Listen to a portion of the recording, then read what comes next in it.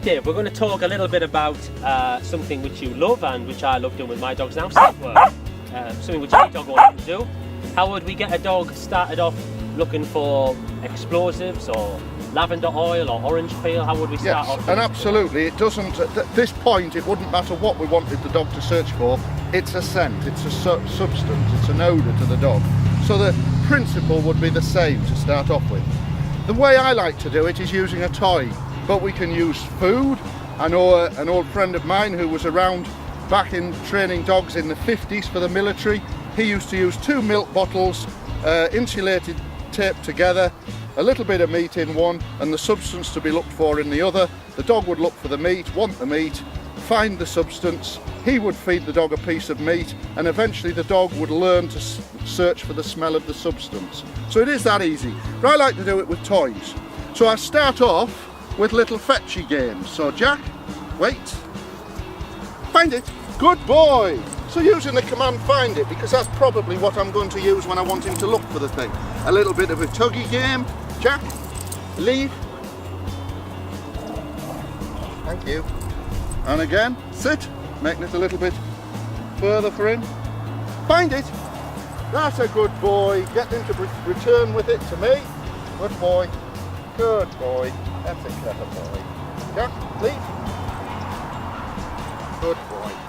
So now, for example, we could put that out of sight. So if I maybe ask Dom to take that and put it out of sight in that long grass there, we'll just cover little Jack's eyes so he's not cheating.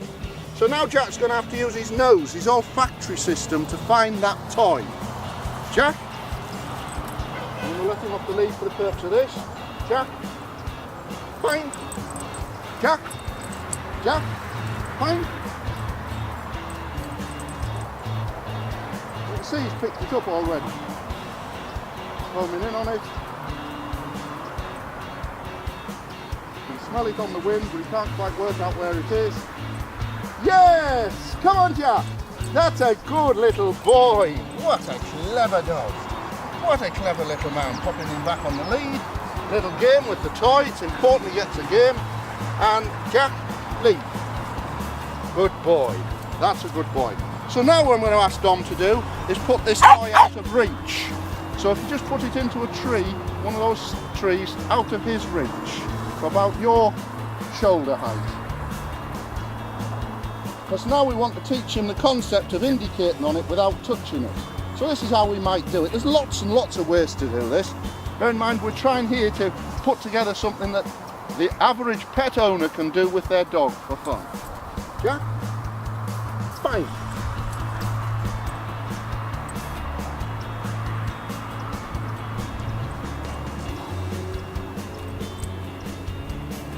Looking for it.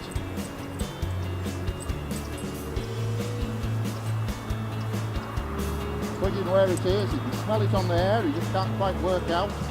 See him looking for it. Clever boy. Clever boy. That's a good boy. So he's offering a nice bark indication there.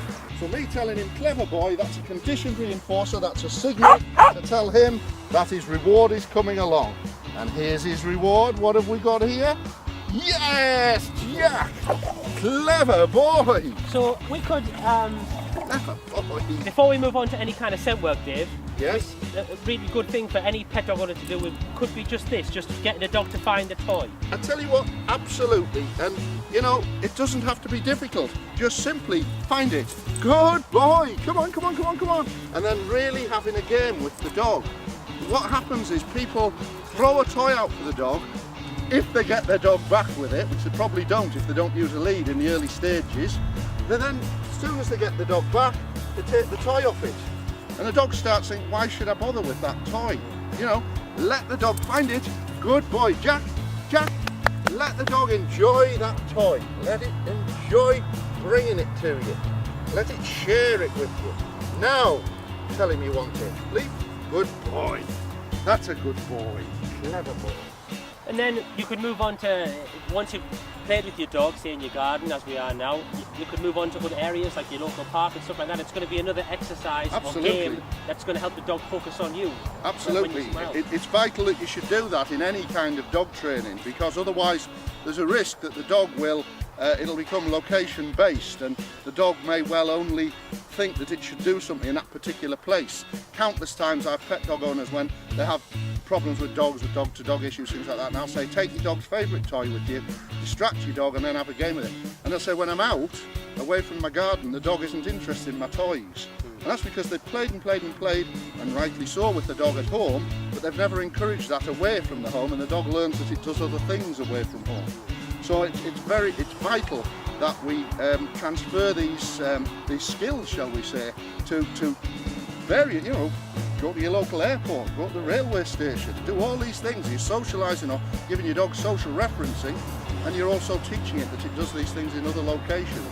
And then it can be used as a great distraction. If you have a problem with your dog, with reactivity to dogs, won't come back from other people, things like that, you can start to use the toy or whatever you're using as a means of, not in itself as a means of distraction. You will distract your dog, but then you will reward the dog with the game using that toy. Play together, stay together. Exactly.